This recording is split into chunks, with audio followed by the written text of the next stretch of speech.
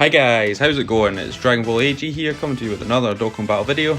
So the Thank You Dokkan celebration is almost upon us, and to help support free-to-play players I thought it would be a good idea to see what events we're likely to get, and more importantly the number of stones we may receive in order to help free-to-play players decide on where they should base save their stones. So if you've seen my What's Next for Global video, which should pop up on the screen, so please check it out if you haven't already seen it. I predicted for Halloween or early November we would get the dual Dokkan Festival for Gotenks and Boo, followed by the Tatabana celebration and actually dropping on Thanksgiving. For those of you who don't follow JP, this was the banner that dropped during the Tatabana celebration. This banner in my opinion is a must-summon banner since it features the brand new LR Super Saiyan Blue Evolution Vegeta and Super Saiyan Blue Kaioken Goku, and brings back the LR Gohan and Goten, LR Gogeta and LR Vegeta from the 5-year anniversary. I'm going to do a separate video actually discussing whether you should or shouldn't summon on the Dual Dokkan Fest, but part of the reason for why you might not want to summon is you might want to save for this banner. For the Thank You celebration, I think it's going to be made up of parts of the Golden Week celebration on JP, as we've had some of the events from Golden Week but not all of the events. The ones that we've already had are actually the Fearsome Majin story event and the youth stage of Infinite Dragon Ball history. I think we'll also get part 2 of the Kefla celebration, because we never got that in Global because it was kind of replaced by the countdown to the worldwide celebration.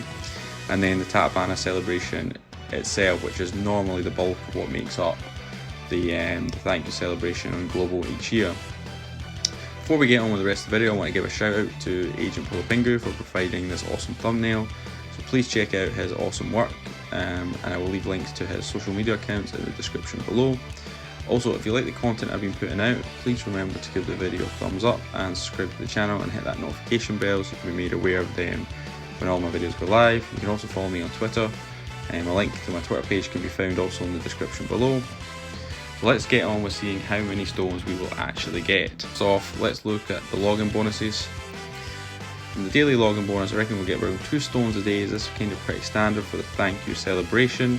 Expect the celebration to last around 30 days to like the beginning of December, so that should give us around about 60 stones in total. I also expect us to get an initial login bonus.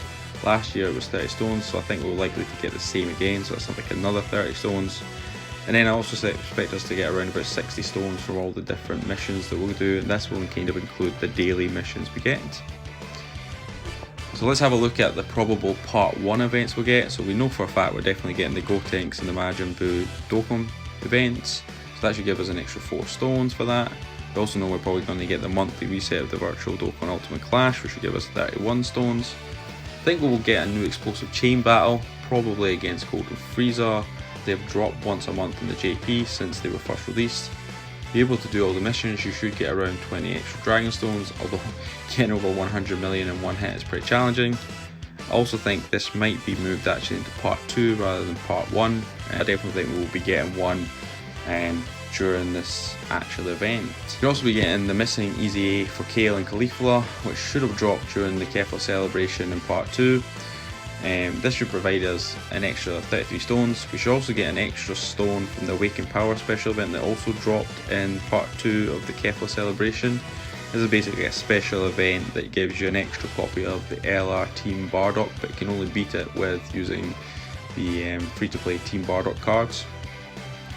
We should also get an Easy A for Super Saiyan 3 Broly, which dropped during the Tatabana celebration, which would give us another 34 stones. All the events I think we'll get for part 1 of the celebration. Boo the celebration, I think we'll get the Easy A for Topo and Dispo, which will give us like another 33 stones. We'll also get the Easy A for Kakunsa and Rose, which will give us another 4 stones. Apologies if I butchered her name actually, that Kakunska.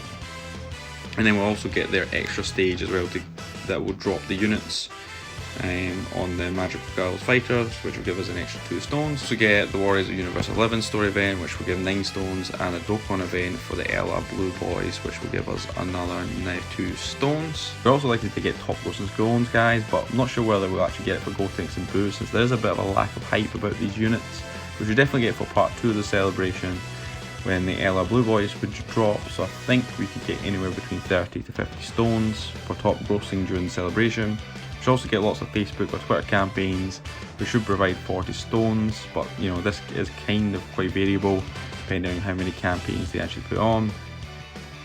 So in total I think we're getting somewhere between 393 and 413 stones, which is a lot of stones, but it's still less than last year we received 511 stones.